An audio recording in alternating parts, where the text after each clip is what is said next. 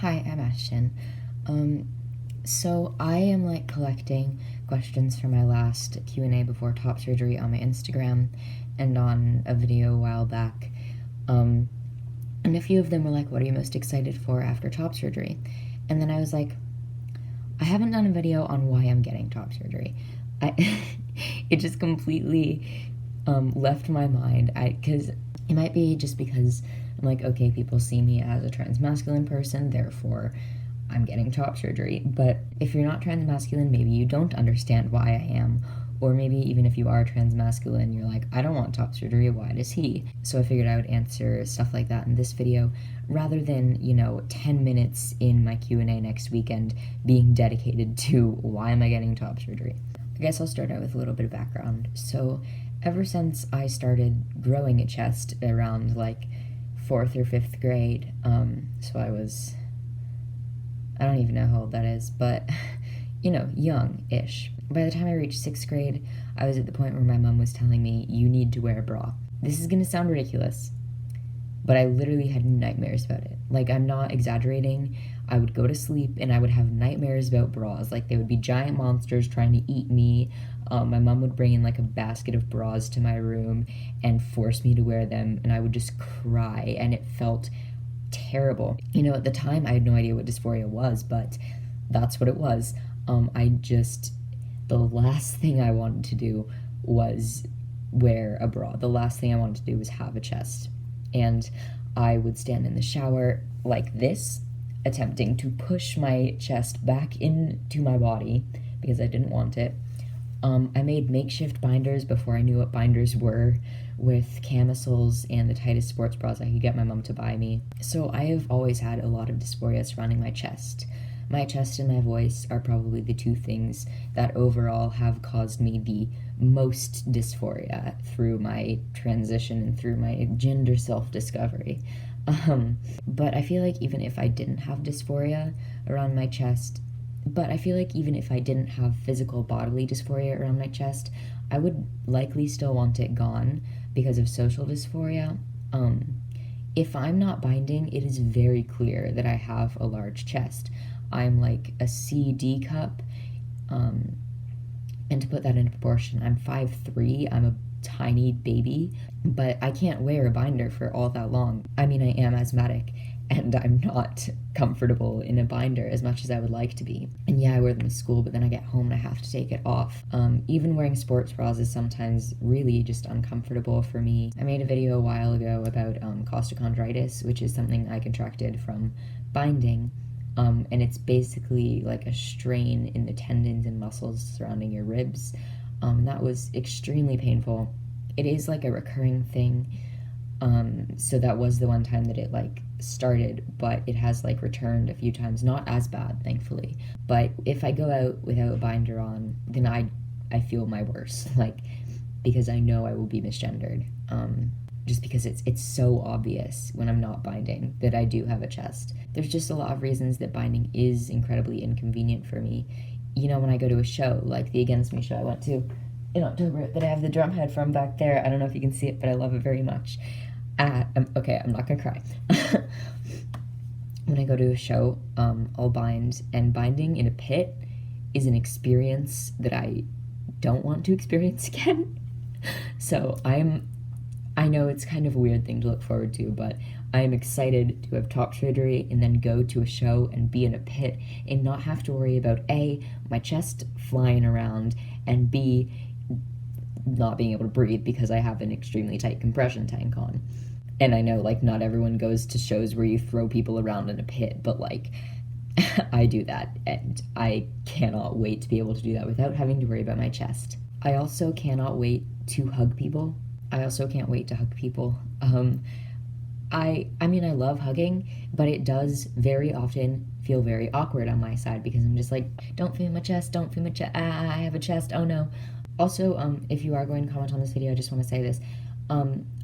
Yes, I will sometimes call my chest my tits or my boobs, somewhat ironically, but I would really prefer if you would just refer to it as my chest if you do need to talk about it. Just having other people refer to it as my tits or my boobs. It's just really uncomfortable for me. So chest, please, that would be great. Thank you.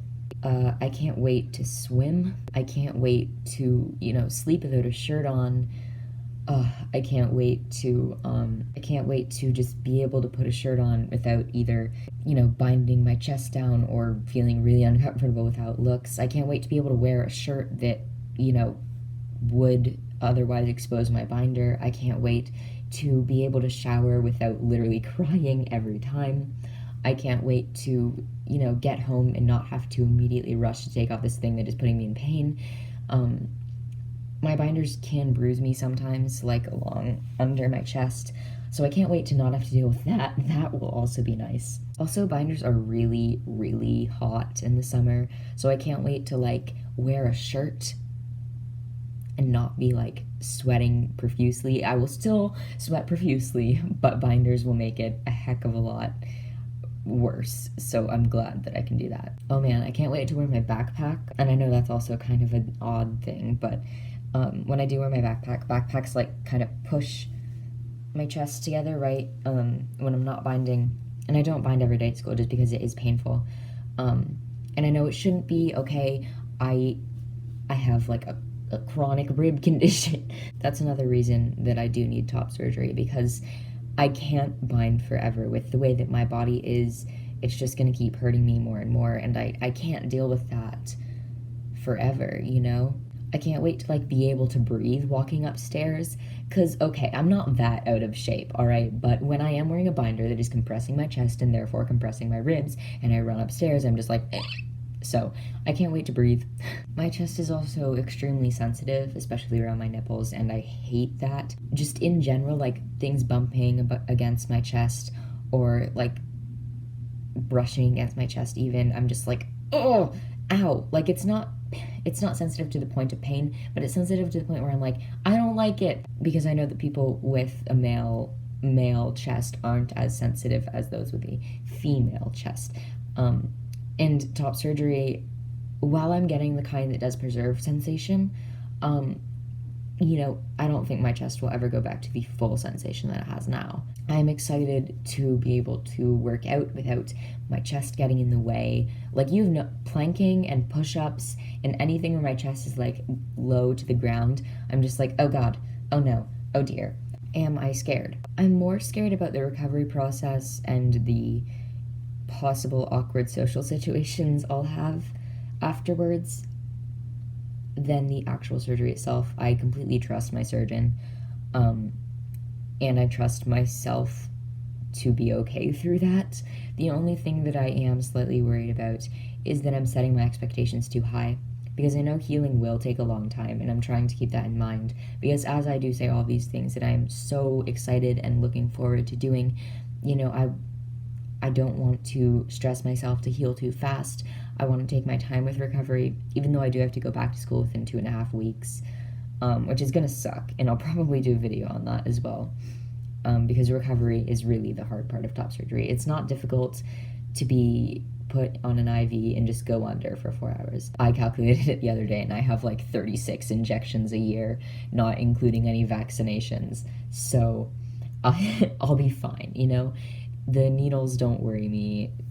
The scarring doesn't worry me. I have a lot of self-harm scars, so I kind of already know how my body heals. Of course, not from a giant surgery like this, but I do know generally how to take care of myself. I trust my mom to take care of me.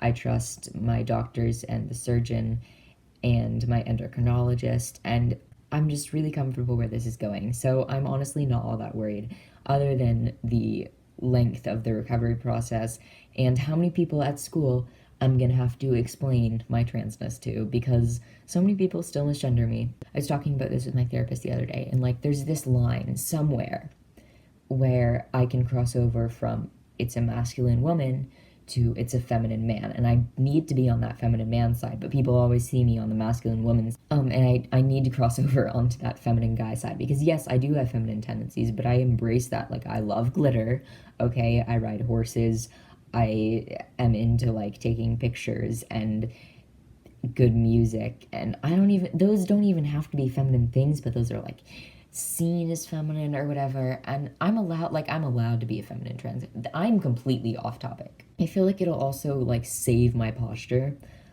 because when I don't have a binder on, I often like, it's just fine.